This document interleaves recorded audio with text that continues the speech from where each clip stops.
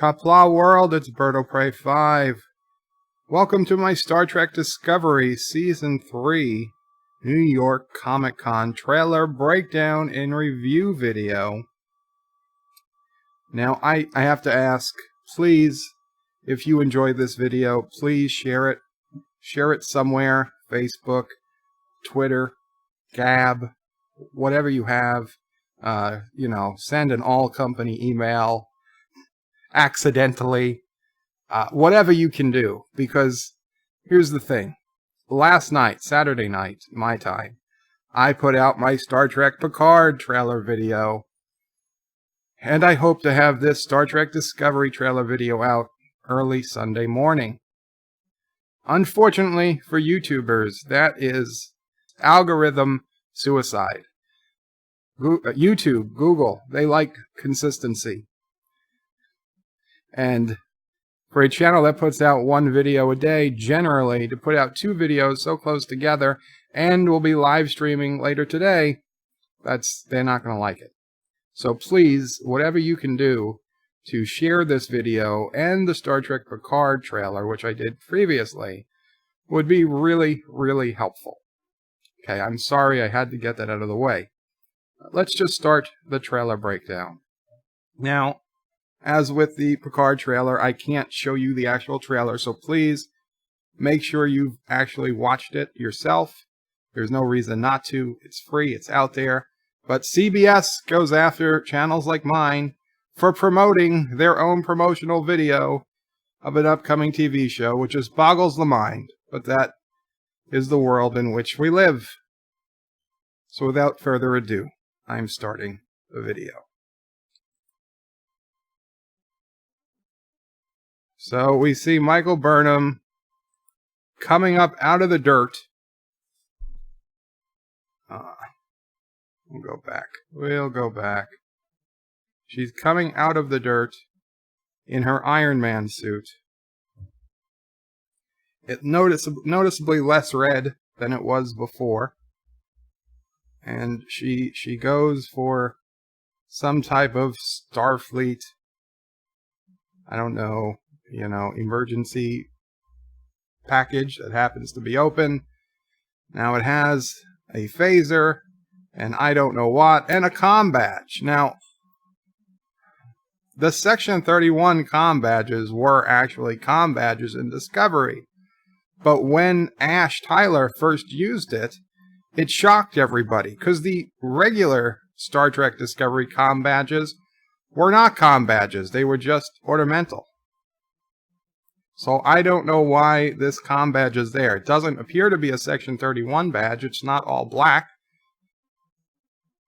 Maybe it's just something important to her, or are they going to retcon that is now a comm badge, a functional comm badge, which would be another technical issue, because they weren't supposed to have functional comm badges pre-TOS.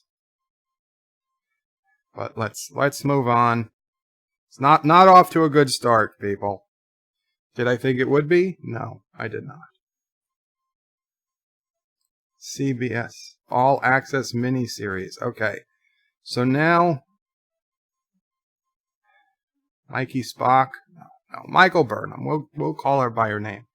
Michael Burnham is saying she spent a year, and while she's saying this, we're seeing all types of hairdos. That is to show us that a year has passed. She spent a year searching for that domino that tipped over and started all this. I'm gonna just go back a little. This is the toxic masculinity in me, but I have to bring it up. Although I think it is absurd that somebody who spent a year looking for something is going to go through so many different hairstyles. I have to say, this is the best we have ever seen. Even there isn't too bad. But these are the best we've ever seen Michael Burnham looking since Star Trek Discovery began. She is far better off with that longer hair, especially the last one. I hope she keeps it. There we go. Just wanted to point it out because if she looked particularly ugly, I would point that out too. So, just being fair. Fair to Michael Burnham. Huh, didn't think I'd ever say that.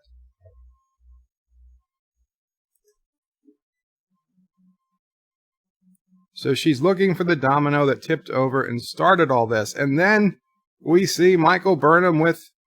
Is that the Calypso guy?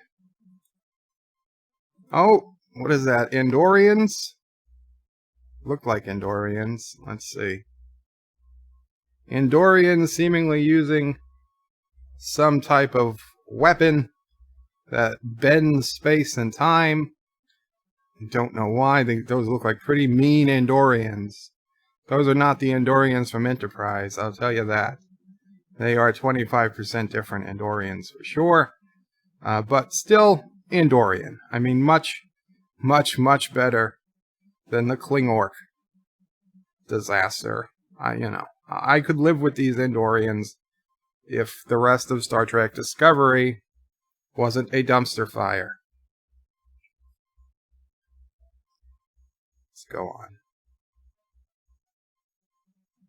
So now we've got Michael Burnham and what looks like, I'll be honest, what looks like the Calypso guy walking, and he asks, does she believe in ghosts?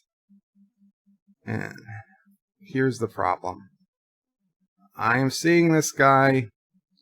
I haven't seen Calypso in, what has it been, a year since it came out?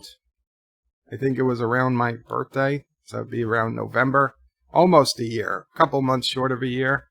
Maybe a month short of a year since Calypso came out. I haven't rewatched Calypso, I don't believe, for any particular reason. There was no reason. It was a boring, I wouldn't even call it a story. It was a boring episode. There was very little plot and nothing really happened. However, possibly it introduced this character, which we now see. Although, there's just something not quite right. And the voice. Calypso, that actor had a manly voice, a deep voice. This guy, he's got like a, I don't know, is it a British accent? Do you believe in ghosts? Listen, it's not a terrible accent. In fact, it's not bad at all, but it's not a deep, manly voice like I remember from Calypso. So I'm going to have to do a quick pause and just do some research, because before I say this is the actor from Calypso and get outed as the toxic white male who can't tell African Americans apart, like, I feel this is a test that they're putting us through. Let me check what's going on. So, yeah, it was a good thing I tested, because this is Calypso there on the left, and this is obviously the Discovery Season 3 trailer guy, and I can pretty much tell that yeah, I can tell, let's face. These are not the same actor. Even a year's difference. This guy's quite a bit heavier. The hair could change, obviously, in time, but I don't believe they're the same guy. However, they look close enough and with the same facial hair that I have to wonder if they aren't meant to play the same character. Right? The guy they got for Calypso was just a one-off deal. They didn't know if he'd ever be back, I'm sure.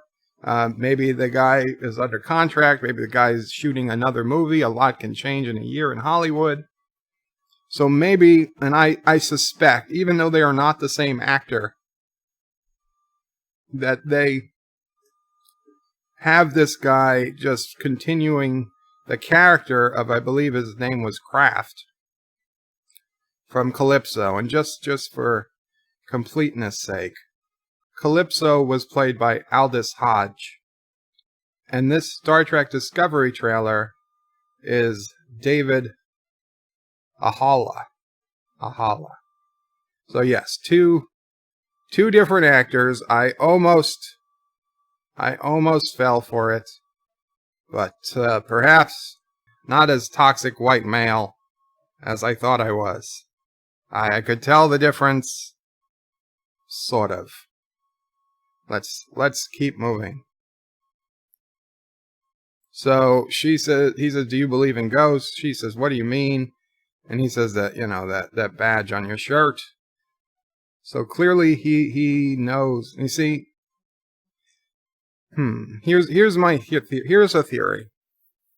We know, or at least I've heard, that Michael Burnham goes to a different future than Discovery, not a different timeline, but further out, or not as far in the future.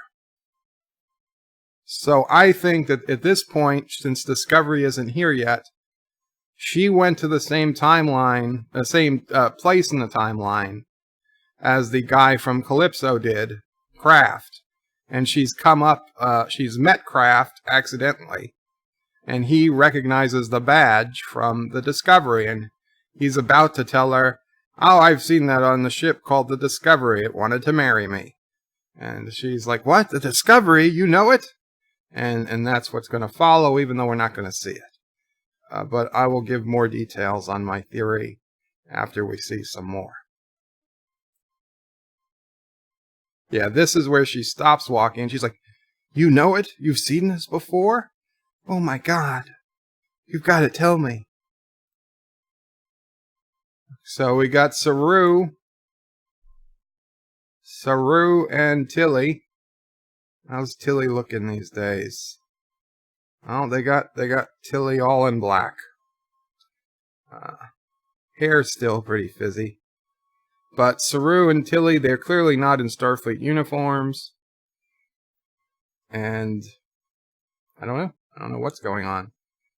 They're on assignment, I guess. So now this guy, we hear a guy saying that he comes to this office every day. What office is this? Because it's still a pretty clean office. Believing that his hope was not in vain, and we see a 25% different United Federation of Planets logo? I mean, there is a lot less stars on that logo than the original UFP logo. And in fact, there's only 2 really bright stars when the original UFP logo, I believe, had 3 bright stars representing Earth, Andoria, and whatever the Tellarite homeworld is. Tellarite Prime, I'm not sure. Representing the 3 founding powers of the Federation, I believe. That's what they represent. But I know there's 3. Here we have got 2 bright ones and 4 not as bright. Many, many less stars than the traditional UFP logo. Does it mean something? I don't know. We'll see.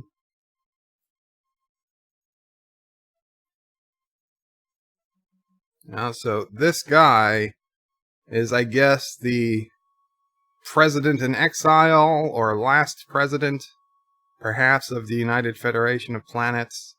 He's still keeping hope alive. And he's saying that hope is you, Commander Burnham. So she's still a commander. So she is shocked, of course. Commander Burnham is the key to everything. I'm not as shocked, but we'll go on. She's the key. 930 years from home. It said 930 years from home. That's Commander Burnham. I suspect Discovery, the rest of the crew, is not 930 years. I think they're about 850. But we'll see. So we got some, I don't know, humans Okay, we finally get a shot of the Discovery here. Looking like Discovery. It's the nicest thing I can say about it. The ship bears the name Discovery. Saru is talking. She's carried us into the future. And it will be our privilege, Saru says, to make the future bright. Is he going to make the Federation great again? Say it, Saru. Say it. We're going to make the Federation great again. You know you want to say it. You've become all evil since you're no longer a prey species. You're a predator. You can say it. Make the Federation great again. Maffa. That's going to be the slogan of the Discovery Season 3. Oh, and there is Georgiou. Mira Georgiou. So if Mira Georgiou is actually in the future, which this shot seems to confirm she is, how is she ever going to get back for a Section 31 show? I think the Section 31 show is dead. To be honest, I do. I think they left it last season that we were going to see that if there was going to be a Section 31 show, Georgiou would have escaped the Enterprise, the Discovery, at the very last second before they went back into time, into the Rift. They would have seen her beam off onto a control ship or something. Something would have happened. But here she is in the future, so very, very unlikely that she will make it back for a Section 31 show, in my opinion. But I think she will continue on in Season 3 of Discovery.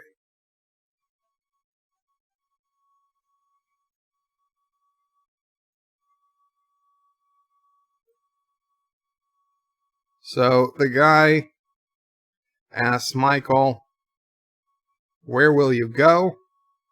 And she says where the answers are. And it looks like she's back to that bad hair. Hopefully this is before the whole year of her trying to find the domino.